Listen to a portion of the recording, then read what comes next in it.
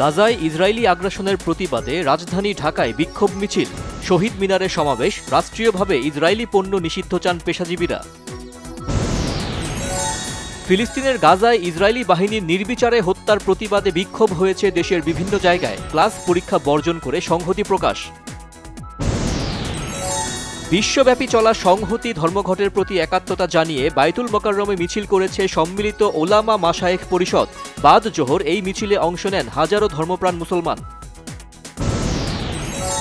ফিলিস্তিনিদের পক্ষ নিয়ে ইসরায়েলের হত্যাকাণ্ডের বিরুদ্ধে প্রতিবাদ মুখর বাংলাদেশের ক্রিকেটাররাও ফেসবুকে পোস্ট দিয়ে প্রতিবাদ জানিয়েছেন মুশফিক মাহমুদুল্লাহ তাসকিন ও সোহান।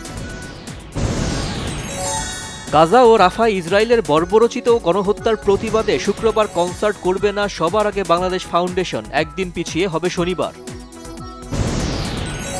গাজায় ইসরায়েলি গণহত্যার প্রতিবাদে বিশ্বের বিভিন্ন দেশে ধর্মঘট করছে লাখো মানুষ। যুক্তরাষ্ট্র, জর্ডান, মরক্কো, হাঙ্গেরি সহ ইউরোপ ও আফ্রিকার বিভিন্ন দেশে ইসরায়েল বিরোধী বিক্ষোভ।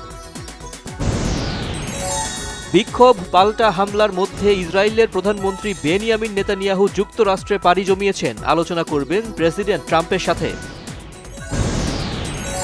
যুক্তরাষ্ট্র ঘোষিত ৩৭% শুল্ক প্রস্তাব ৩ মাসের জন্য স্থগিত রাখার অনুরোধ জানিয়েছেন প্রধান উপদেষ্টা doctor Mohammad Yunus. President Donald ট্রাম্পের ঘোষিত শুল্ক নীতি নিয়ে বাংলাদেশের ব্যবসায়ীরা চিন্তিত, জানিয়েছেন ইন্টারন্যাশনাল চেম্বার্স অব কমার্স বাংলাদেশের সভাপতি মাহবুবুর রহমান। মে মাসের মধ্যে রাজনৈতিক দলগুলোর সঙ্গে আলোচনা শেষে জুলাইয়ে ঐকমত্য কমিশন প্রতিবেদন দেবে, জানিয়েছেন কমিশনের সহসভাপতি ডক্টর আলী রিয়াজ। জাতীয় নির্বাচনে পোস্টার ব্যবহার করা যাবে না, তবে লিফলেট ব্যবহার করা যাবে, জানিয়েছেন নির্বাচন কমিশনার মোহাম্মদ আনোয়ারুল ইসলাম সরকার। নতুন উদ্যোক্তাদের জন্য ৮ থেকে ৯০০ কোটি টাকার স্টার্ট আপ ফান্ড গঠনের ঘোষণা বাংলাদেশ ব্যাংক গভর্নরের। আন্তর্জাতিক বিনিয়োগ সম্মেলন ঘিরে চট্টগ্রামের বিভিন্ন অর্থনৈতিক অঞ্চল ঘুরে দেখছেন বিভিন্ন দেশের বিনিয়োগকারীরা। চাকরিচ্যুত বিডিআর সদস্যদের সচিবালয়মুখী মিছিল আটকে দিয়েছে পুলিশ। সচিবালয়ের দিকে যাওয়ার চেষ্টা করলে শিক্ষা ভবন মোড়ে তাদের আটকে দেওয়া হয়। পয়লা বৈশাখে পান্তা ইলিশের নামে জাটকা না খেতে জনগণের প্রতি আহ্বান জানিয়েছেন মৎস্য ও প্রাণী সম্পদ উপদেষ্টা ফরিদা আক্তার। রাজশাহীতে জামায়াতের শিক্ষা সফরের বাসের সাথে ট্রাকের মুখোমুখি সংঘর্ষে ৩ জন নিহত, আহত অন্তত ২০ জন। মার্কিন প্রেসিডেন্ট ডোনাল্ড ট্রাম্পের পাল্টা শুল্ক আরোপের পর এশিয়ার শেয়ার বাজারে ধস নেমেছে।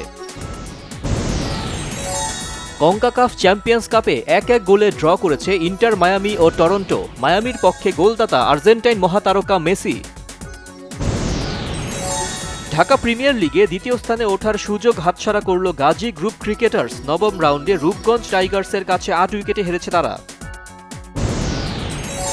পরিমণির পাশে দাঁড়িয়েছেন তরুণ গায়ক শেখ সাদী। তিনি বলেছেন, ভিউ ব্যবসায়ীরা পরিমণিকে তাদের রুটি রুজির অবলম্বন হিসেবে নিয়েছে।